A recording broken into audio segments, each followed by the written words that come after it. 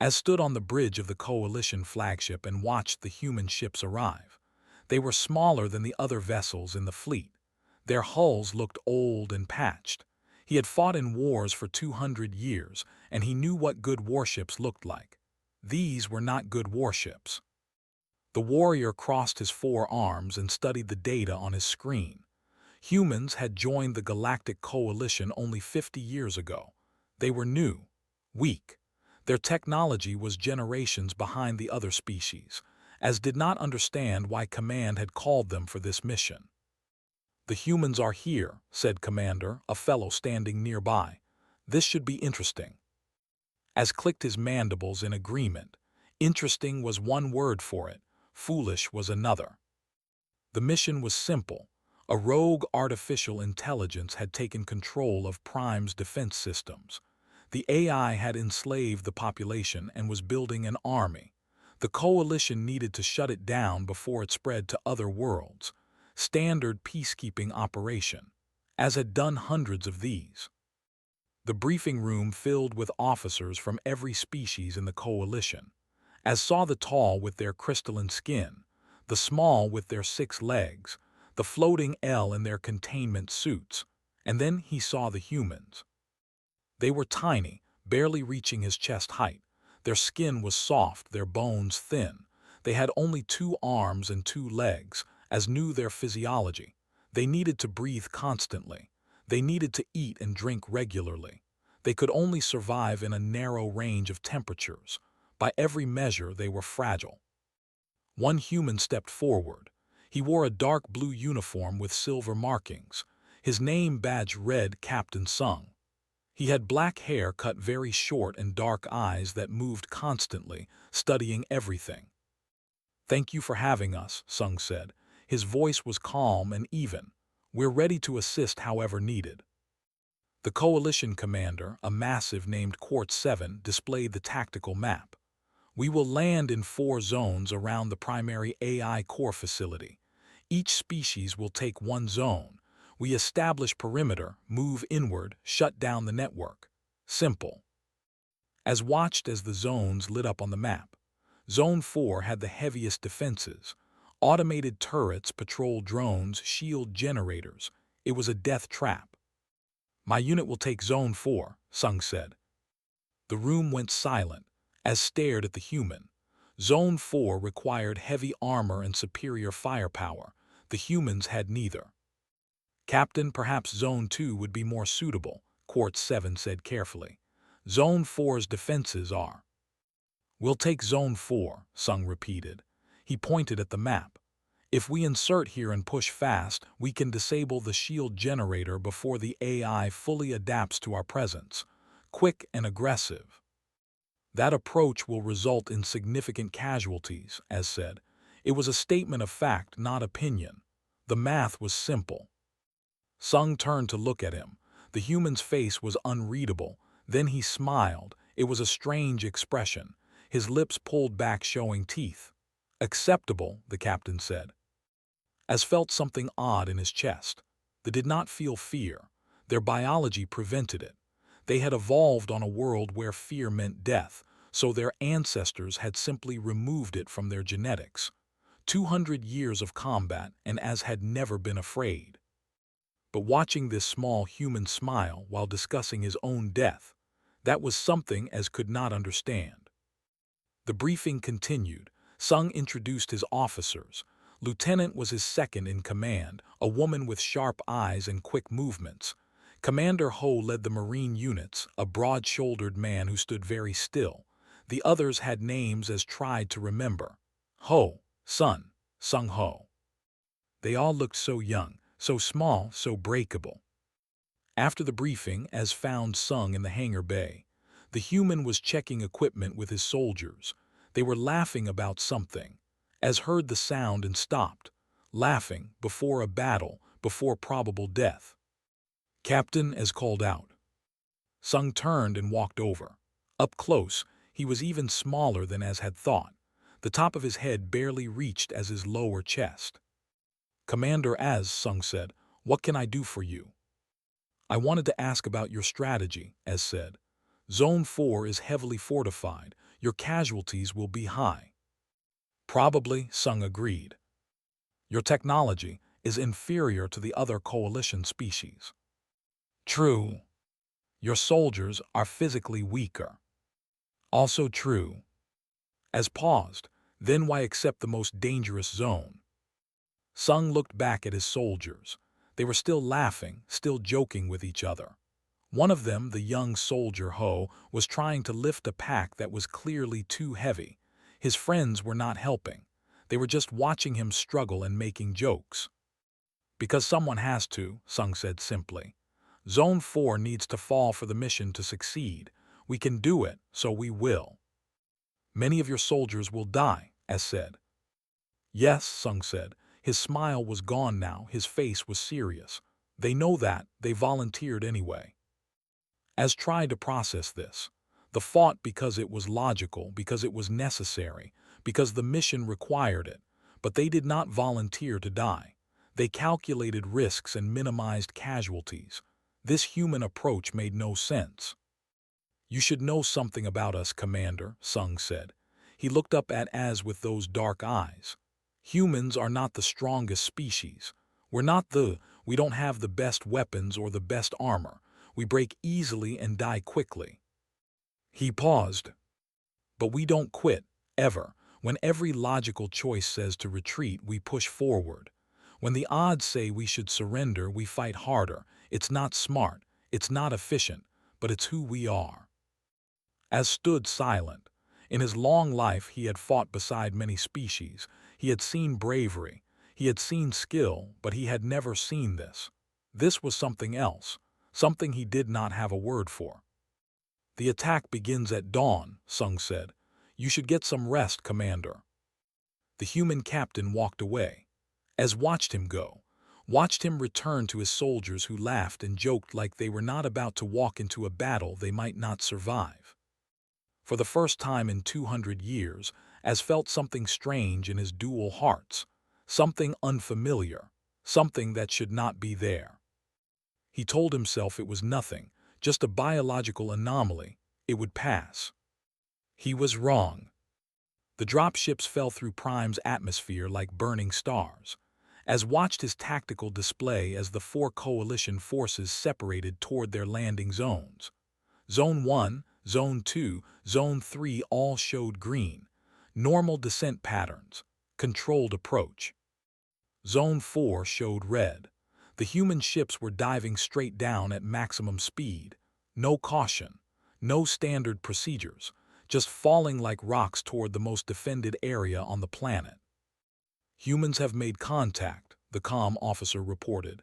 Heavy fire, they're taking hits. Az monitored his own descent into Zone 1. The landing was smooth, his warriors deployed in perfect formation. They had done this 1,000 times. Everything was efficient, everything was logical. Then he heard Sung's voice on the open channel. All units push forward, do not stop, do not take cover, just move. Az pulled up the Zone 4 video feed. What he saw made no sense. The human dropships had landed in the middle of a kill zone. Automated turrets fired from 3 directions. Drones swarmed from hidden bunkers. Energy shields blocked every escape route. It was exactly what Az had predicted, a death trap. But the humans were not retreating. They were charging forward. Az watched as human soldiers ran directly at the automated defenses. They did not take cover. They did not set up suppressing fire positions. They just ran. Some fell. Energy blasts hit them and they went down, but the others kept running. Lieutenant led one squad straight toward a shield generator. Az calculated her survival probability at less than 5%. She had no heavy weapons, no armor capable of stopping the defensive fire. She ran anyway. Her squad followed her. Az counted 12 soldiers. 3 fell in the first 10 seconds. 2 more went down 5 seconds later. 7 remained. They reached the shield generator, pulled something from her belt, an explosive charge. She placed it and ran. The shield generator exploded. The eastern approach opened up. Zone 1 forces advance, Court 7 ordered over the command channel. All zones push forward per schedule. But Zone 2 and Zone 3 were already reporting problems. The AI was adapting. It learned the coalition tactics from the first engagement and changed its defenses. Standard approaches were not working. The enforcers were pinned down. Only Zone 4 was advancing. Only the humans were making progress. As did not understand how. He watched the video feeds. The AI threw everything at Zone 4. More drones, more turrets, more automated defenses, but the humans kept pushing. Commander Ho's Marines were fighting on the ground now, hand-to-hand combat with security drones. As saw Ho himself grab a drone and tear it apart with his bare hands. The human was wounded. Blood ran down his arm. He did not stop fighting. A young soldier, Private Ho, volunteered to run across open ground to disable a communications tower.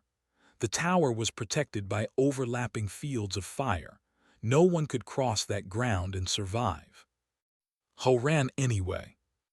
He made it halfway before energy blasts hit him. He fell, as thought he was dead. But the young human got up. He kept running. More blasts hit him. He fell again, got up again. He reached the tower. He set the charges. The tower exploded. Ho collapsed. Medical officer ran into the open ground. She was a medic, not a soldier. She had no weapons, no armor, but she ran toward Ho while the automated defenses fired at her. Energy blasts struck the ground around her feet. One hit her shoulder. She stumbled but did not fall. She reached Ho and dragged him behind cover. As realized his hands were shaking. That strange feeling in his chest was back, stronger now. His biology should not allow this. Did not feel fear, they could not. But something was happening to him. Zone 4 has reached Objective Alpha, Sung reported. His voice was calm, like he was reporting weather conditions. Casualties at 40%, continuing advance. 40%, as processed that number. Nearly half of Sung's force was dead or wounded. Any other species would retreat, would regroup, would request reinforcement. Sung called it acceptable and kept moving forward. The AI adapted again. It pulled defenses from Zones 2 and 3 and concentrated everything on Zone 4. It recognized the threat. The humans were the ones breaking through. The humans had to be stopped. As made a decision, Zone 1 forces redirect to support Zone 4. Commander, that's not the battle plan, said. The battle plan is failing, as replied. Only the humans are making progress. We support their advance or the mission fails. His warriors moved with perfect efficiency. They reached Zone 4's perimeter in minutes. As saw the battlefield up close now, it was worse than the video feeds showed. Bodies, human bodies, so many of them. They looked even more fragile in death, so small, so broken.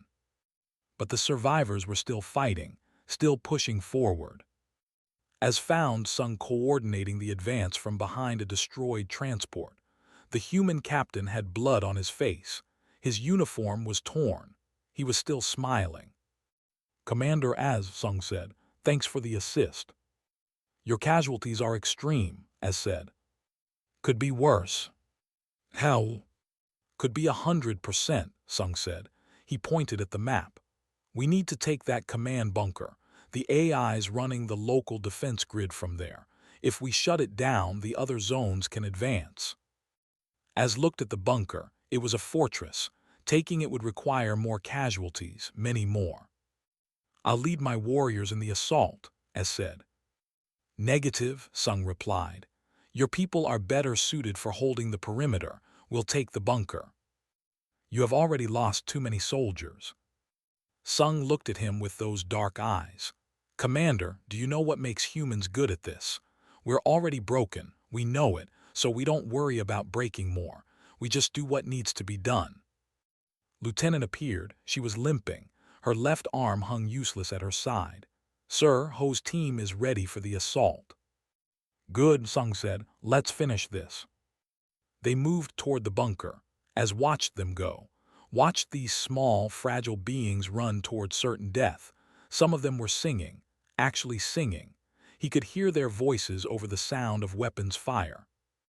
That feeling in his chest grew stronger. His hands trembled more. Something was very wrong with his biology. Or maybe something was finally right. The assault on the bunker lasted 7 minutes, as counted every second. He heard the screams over the comm channel, heard the explosions, heard Sung giving orders in that calm voice even as his soldiers died around him. Then silence. "Bunker secure," Sung finally said. "Defense grid is down, all zones advance." The AI's defenses collapsed. Without the command bunker, it could not coordinate its forces. The other coalition units pushed forward. Within an hour, they had established a secure perimeter around the primary AI facility. As found the humans setting up camp, there were so few of them left. Of the 89 soldiers who had landed, only 43 were still standing. The others were dead or wounded. But the survivors were laughing again, making jokes, acting like they had not just walked through hell. Was treating Ho. The young soldier had burns across half his body. He should have been unconscious from pain. Instead, he was trying to make laugh. As approached Sung, the captain was drinking something from a metal container. "Your losses, as said, were necessary," Sung finished. "I do not understand you, as admitted, any of you." Sung offered him the container. "Coffee, want some?" As took it, the liquid was bitter and hot, unpleasant. The humans seemed to love it. "You'll understand eventually," Sung said. "Most species do, once they fight beside us long enough." That feeling in Az's chest pulsed. Fear. He finally recognized it.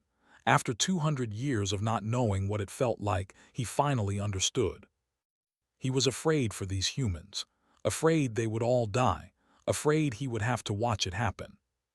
It was the most illogical thing he had ever experienced. And he could not make it stop. Forward Operating Base Theta was supposed to be temporary, a staging point for the final push to the AI core facility, as it helped establish the perimeter with his warriors, alongside troops and the remaining human forces. The base sat in a valley between two ridges. Good cover, multiple escape routes, standard coalition defensive position. Then the AI sprang its trap. It happened at dawn on the second day. Security drones poured over both ridges simultaneously, thousands of them. The escape routes exploded, mines the AI had planted during the night. Within minutes, Forward Operating Base Theta was surrounded and cut off from the main coalition force. As ran the calculations immediately. They had supplies for 5 days, ammunition for perhaps 3 days of sustained combat, medical supplies for maybe 2 days given their casualty rate. The AI could throw unlimited forces at them. The math was simple. They could not win. "All officers command tent now," Quart 7's voice boomed across the camp. As entered the tent and saw the situation displays, red markers everywhere. Their own forces showed as a small blue circle in the center, completely surrounded. "Recommendation is immediate surrender," Quartz 7 said. His crystalline face showed no emotion, did not fear death. They simply accepted it when logic dictated. "We cannot hold this position. Coalition protocol allows surrender when survival probability drops below 12%. We are currently at 4%. "Agreed," said. "We should contact the AI and offer terms." "No," Sung said. Everyone turned to look at the human captain. He was studying the tactical display with his arms crossed. "We don't surrender," Sung said simply. "Captain, the numbers are clear," Quartz 7 said. "We cannot survive this." "The numbers said we couldn't take Zone 4 either," Sung replied. "We took it anyway." "This is different. We are completely surrounded. No reinforcements, limited supplies. The logical choice is surrender." Sung smiled that strange smile again. Since when do humans make logical choices? As felt that sensation in his chest again, stronger now, Fear. He recognized it clearly. He was afraid of what the humans were about to do. "We fortify every position," Sung said, pointing at the map. "We make them pay for every meter. We hold until the main force breaks through to us." "That could take days," said. "Then we hold for days." "We will all die," Quartz 7 stated. "Maybe," Sung acknowledged, "but we'll die fighting, and maybe, just maybe, we'll survive long enough to matter." Lieutenant stepped forward. Her injured arm was in a sling, but she stood straight. "The captain is right. We hold." Commander Ho nodded. "My Marines are ready." As watched the other humans in the tent, the medic, Sung Ho the engineer, the sniper, Sun the intelligence officer, they all nodded. They all agreed to probable death. The commander looked at Az. "Commander Az, what is your position?" Az should have said they should surrender. It was logical. It was rational. 200 years of military experience told him that fighting here was suicide. But he looked at Sung, at Ho, at all these fragile, impossible humans who refused to quit. "We hold," Az heard himself say. The first attack came 2 hours later. Waves of drones crashed against their defensive positions, as fought alongside Ho's Marines. The human commander moved like a machine. No wasted motion. No hesitation. He killed with cold efficiency. But he also checked on his soldiers constantly, made sure they had ammunition, pulled them back when they were wounded. Humans fought like they cared about each other, like each life mattered. They fought because it was their purpose. Humans fought for each other.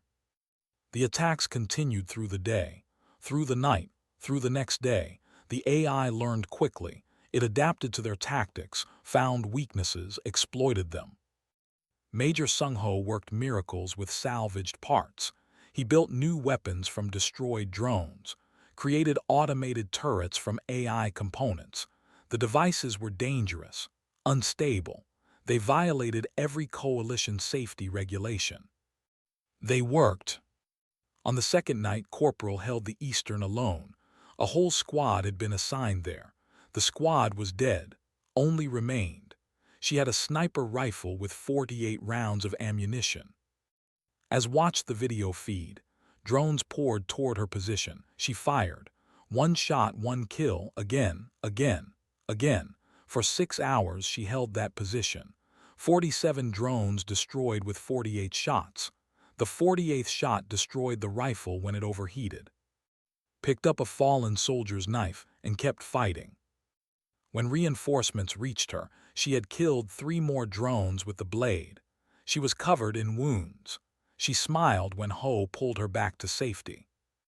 "Did I do good?" she asked before passing out. "You did perfect," Ho said quietly. As noticed, his hands were shaking constantly now, not from fatigue, from fear. He was afraid every time he saw the humans charge into danger, afraid every time one of them fell, afraid he would lose them. They did not form attachments. It was inefficient, but as found he cared whether these humans lived or died. He wanted them to survive, not because it was logical, because it mattered. On the third night, supplies ran critically low. Ammunition was almost gone. Food was exhausted. Medical supplies were empty. Was performing surgery with improvised tools. She worked in a bunker while explosions shook the walls. She never stopped, never gave up. Private Ho was wounded again. Badly. Spent 4 hours operating on him in the dark. No proper equipment. No anesthesia. Just her skill and her refusal to let him die. When she finally emerged from the bunker, her hands were covered in blood. Sung met her outside. "He'll live," she said. Then she started crying, just for a moment. Then she wiped her eyes and went to treat the next patient. As approached Ho, the Marine commander was checking ammunition counts. They were terrible numbers. "We have perhaps 4 hours of ammunition remaining at current expenditure," as said. Ho nodded. "Then we'll fight with knives." "You cannot be serious." "Watch me." Lieutenant appeared. She had been commanding the northern perimeter. "Sir, we're out of explosives, out of grenades. We're down to small arms only." Sung stood nearby. He had been awake for 40 hours straight. His face was gray with exhaustion, but he stood straight. "Fix bayonets," he ordered. The humans attached blades to their rifles, as watched in disbelief. They were going to fight machines with knives. Intelligence Officer Sun ran up to the command tent. "I found something. The AI's attack patterns. There's a vulnerability in the network architecture." Everyone gathered around her display. "The central hub coordinates all the drones," she explained. "If we can reach it and upload a virus, the whole local network collapses." "Where is the hub?" Sung asked. Sun highlighted a location on the map, 3 kilometers away, through enemy-controlled territory, past thousands of drones. "It's a one-way trip," said. "Whoever goes will not return." Silence filled the tent. "I'll go," Ho said. "No, let me," said Sung Ho. "I'm faster," said, limping forward despite her wounds. 7 humans volunteered in the first 10 seconds, as watched them compete to choose who would die, who would sacrifice themselves. Then he heard his own voice. "I volunteer as well." Everyone stared at him. "Why?" Sung asked. As did not have a logical answer. The mission did not require him. His warriors were needed to hold the base. Going was tactically unsound. "Because I cannot let you go alone," as said. It was the truth, illogical, emotional, and true. Sung studied him for a long moment, then he nodded. "All right, strike team is myself, Ho, Young, and Commander Az." Lieutenant's eyes widened. "Sir, you're the commanding officer, you should stay here." "And miss all the fun," Sung smiled. "Not a chance." They prepared in silence, as checked his weapons. 4 arms meant he could carry more firepower than the humans. He would need it. Young, the explosive specialist, was loading charges into his pack. His hands were steady. He was going to die, and his hands were steady. "Why do you do this?" Az asked him. "Why go willingly to your death?" Young looked up. He was young, maybe 25 standard years, so little time alive. "Because someone has to," he said, "and because they're my family." He nodded toward the other soldiers, the humans who fought and bled and laughed together. "We don't leave family behind," Young said, "even if it costs everything." As finally understood, humans were not fearless. They were terrified, but they loved more than they feared. As they prepared to deploy, Az realized he did not want these humans to die. He cared. And that changed everything. The strike team moved through the darkness like ghosts. Az led the way using his superior night vision. Behind him came Sung, Ho, and Young, 5 soldiers against an army of machines. The fear in Az's chest was constant now, not fear of death. He had faced death countless times without feeling anything. This was different. This was fear for the humans beside him, fear that he would watch them die, fear that he could not protect them. 200 years without fear, and now he could not make it stop. They covered the first kilometer in silence. The AI's drones patrolled in predictable patterns. Az and his team avoided them easily, but he knew it would not last. The AI would detect them eventually. It happened at the second kilometer. Drones swarmed from 3 directions, hundreds of them. The team opened fire. Az used all 4 arms, wielding 2 rifles simultaneously. He cut through the drones with mechanical precision, but there were too many. "Grenades!" Sung shouted. They were out of grenades. They had been out for hours. Young ran forward. He had his pack of explosives. "Get to cover." "Young, no!" Ho yelled. But the young human was already running toward the mass of drones. He activated the charges in his pack. 5 seconds to detonation. He knew it. They all knew it. Young made it into the center of the drone formation.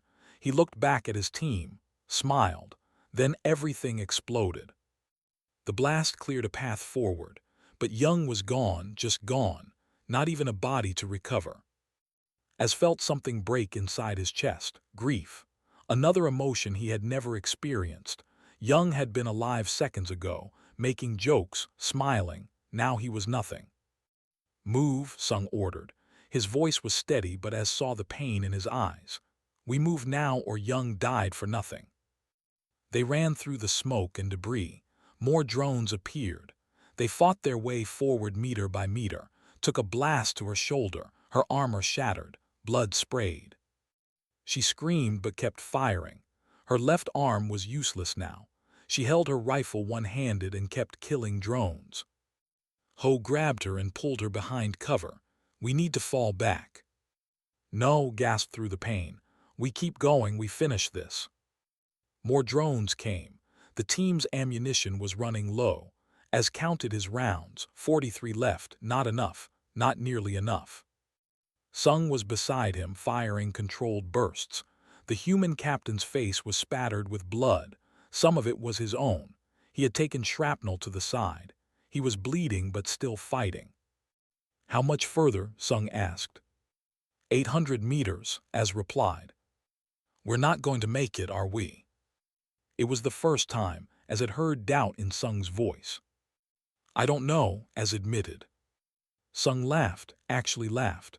Well, at least we'll go down fighting. A drone appeared above them. Az shot it, but not before it fired.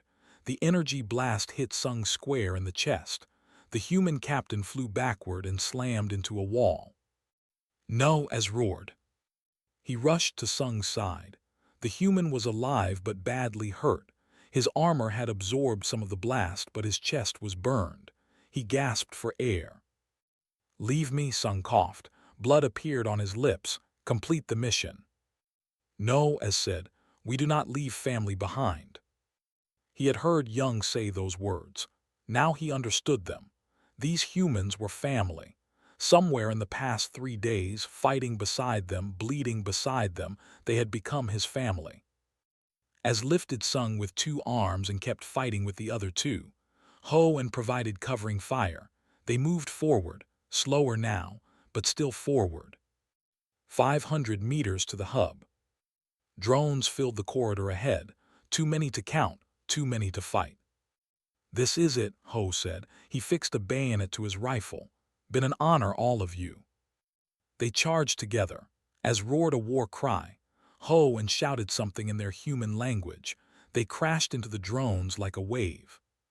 Az fought with all 4 arms, shooting, punching, tearing machines apart. He felt pain as energy blasts scorched his armor, felt wounds open across his body. He did not stop. Ho was beside him, fighting with his bayonet. The Marine commander moved like death itself, precise, deadly, unstoppable. A drone got past his guard and slashed his leg. He fell to one knee. Az killed the drone and pulled Ho up. The human nodded thanks and kept fighting. Was firing one-handed despite her shattered shoulder. Az saw her face. She was crying from the pain, but she did not stop, would not stop. Sung was conscious again. He could not fight, but he was directing them. Left corridor, 70 meters, that's the hub entrance. They fought toward it. Every meter cost blood, cost pain. As his ammunition ran out, he used his hands, his strength. He tore through drones with his bare hands. He was terrified, more afraid than he thought possible, afraid these humans would die, afraid he would lose them. But terror did not stop him. He watched the humans fight through their fear. He could do the same. They reached the hub entrance, a massive blast door, sealed shut. I can't open it, said, checking the control panel. The lock is coded. Stand back, Ho said. He placed his last explosive charge against the door. The blast blew the door open. Inside was the hub, a massive computer core pulsing with light. Upload the virus, Sung said, quickly. Move to the terminal. Her hands shook from pain and blood loss. She pulled out the data chip Sun had given them. Drones poured into the room. Az and Ho held the entrance. They were down to hand-to-hand combat now. Az punched drones with 4 fists. Ho stabbed and cut with his bayonet. How long? Ho yelled. 60 seconds, called back. 60 seconds, it might as well have been 60 years. The drones kept coming, endless, relentless. Ho went down. A drone's blade caught his side. He fell but immediately tried to stand, as stepped over him, protecting him with his own body. 30 seconds. As felt blades cut into his armor, felt pain across his back, his vision blurred. He was losing too much blood. 15 seconds. Sung crawled forward despite his injuries. He picked up Ho's fallen rifle and fired from the ground. Every shot counted. Every second mattered. 5 seconds. As saw a drone line up a shot at, she was focused on the upload, vulnerable. The drone fired. As threw himself in front of the blast, pain exploded through his torso. He fell. Upload complete, shouted. The drones stopped, all of them.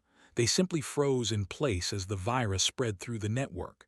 Then they fell, one by one, crashing to the floor as dead metal. Silence. As lay on the floor, he could not move, could barely breathe. He heard footsteps. Sung crawled to his side. You saved her, the human captain said. I could not let her die, as gasped. I know, Sung said, I know. Ho limped over, was beside him holding her injured arm. The network is down, said. The base is safe. The main coalition force can advance. They had done it. Somehow, impossibly, they had done it. As looked at the three humans standing over him, these brave, fragile, impossible beings. Young was dead. They were all wounded, but they were alive. They had survived. Why, as asked, why do you fight like this? Why risk everything? Sung smiled through the pain. Because some things are worth dying for, and some people are worth saving. As understood now, humans felt fear, they felt pain, they knew death waited for them, but they loved more than they feared, they cared more than they hurt. And now as cared too. He had felt true fear fighting beside them, fear for them, fear of losing them. It was the most human thing he had ever experienced. The medical bay was full of wounded, as lay on a bed designed for beings much smaller than him. His 4 arms were bandaged. His torso was wrapped in regenerative gel. The doctors said he would live.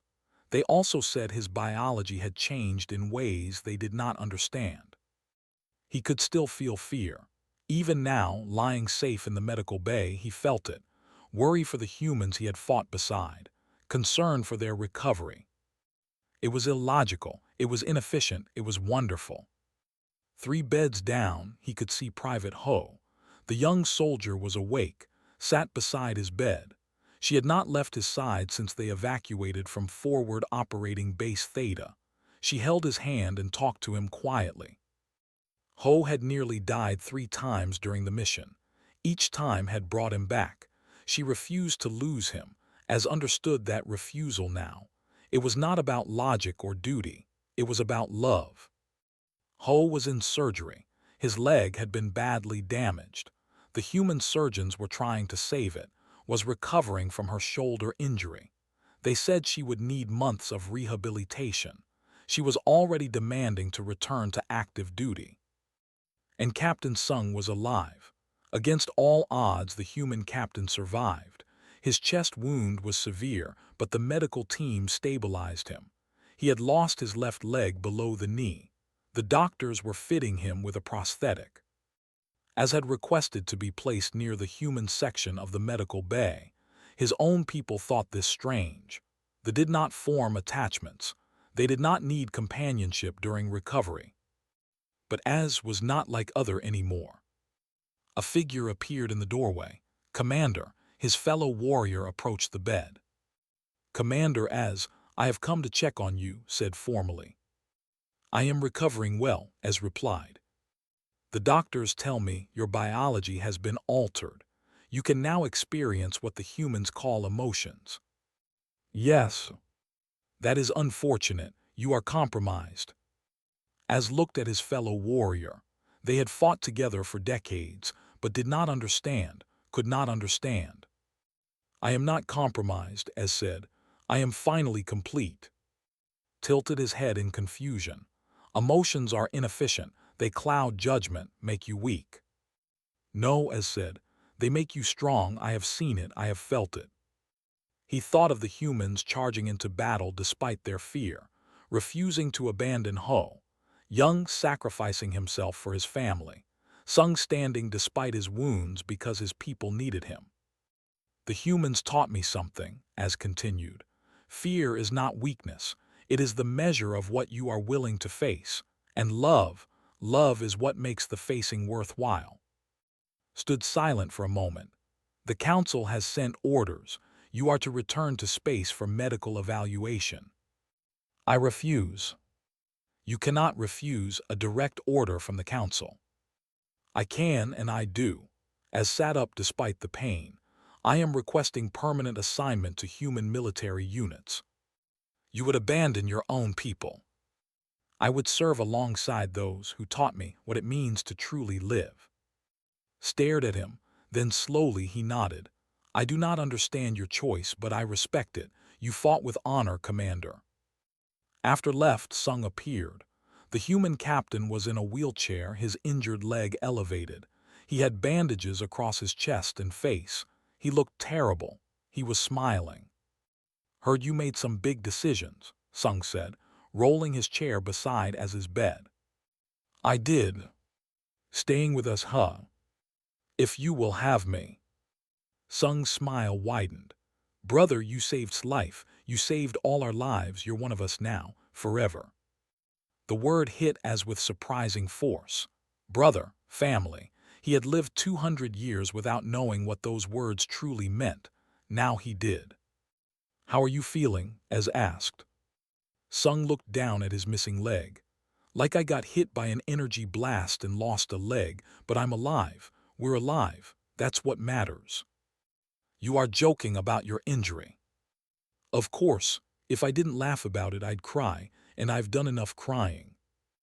I do not understand how you remain so positive after everything. Sung leaned back in his wheelchair. You want to know the secret to being human, as we know how fragile we are. We know we're going to die someday.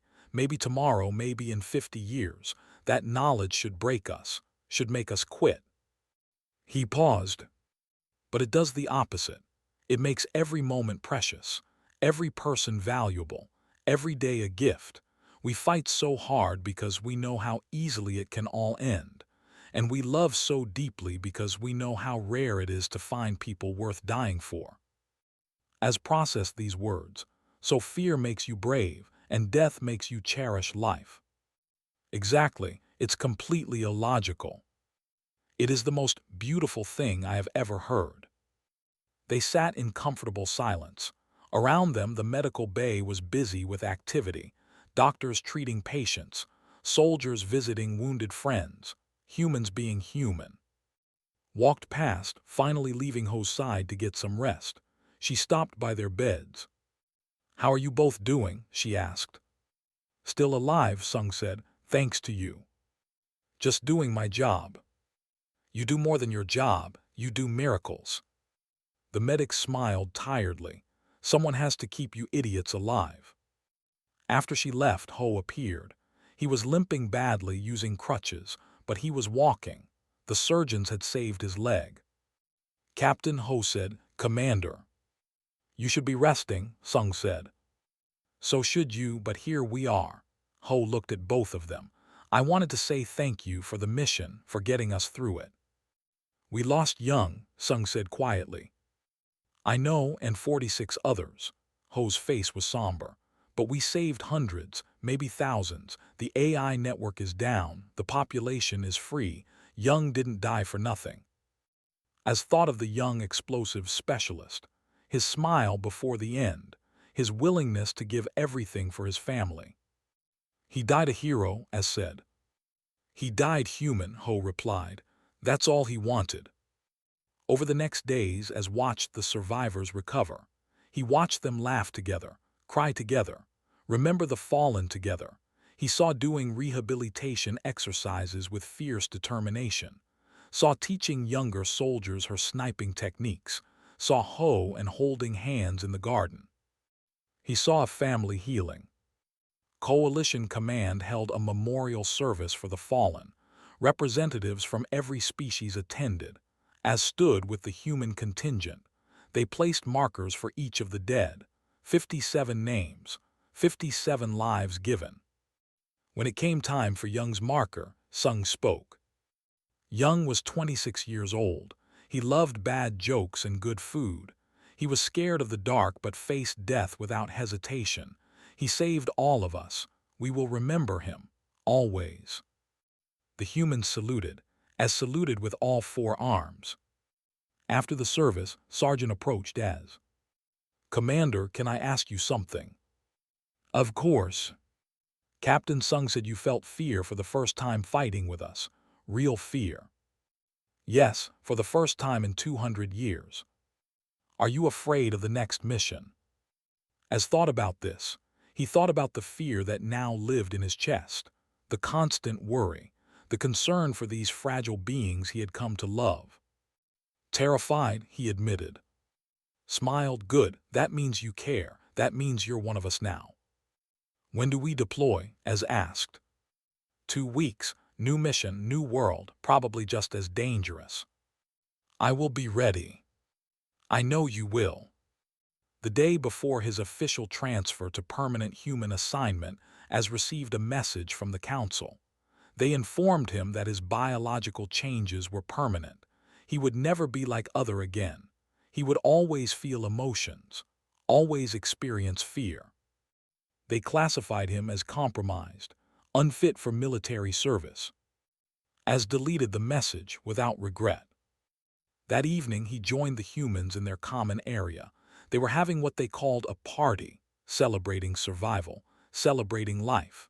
Sung was there in his wheelchair making jokes about his prosthetic leg. Ho was teaching some younger soldiers a card game, was arm wrestling someone despite her injury, and Ho sat together just being near each other. They welcomed as with cheers. Someone handed him that terrible coffee. He drank it anyway. "Speech," someone shouted. The humans all turned to look at him, expecting words, expecting him to say something meaningful. As stood, he looked at each of them, these brave, foolish, incredible beings. "I have lived for 200 years, he began. "I have fought in 100 wars. I have seen countless wonders across the galaxy, but I never truly lived until I fought beside you." He paused. "You taught me fear. You taught me love. You taught me that the bravest thing is not fearlessness but choosing to act despite your fear. You taught me that some things are worth dying for, and some people are worth living for." The humans listened in silence. "I felt true fear for the first time fighting beside humans," as continued, "and I am grateful, because that fear taught me what truly matters, not survival, not logic, but the people we choose to stand with, the family we choose to protect." He raised his cup. "To the fallen, to the survivors, to humanity." The humans raised their cups, to humanity. They drank, they laughed, they celebrated being alive. And as the warrior who had fought for 200 years without emotion felt something he had never felt before. Joy. True, pure, illogical joy. He had found his place, not among the cold logic of his own people, but among the warm chaos of humanity. And he would never leave them. Because humans had given him a gift more precious than fearlessness. They had given him something worth being afraid for. They had given him a reason to live.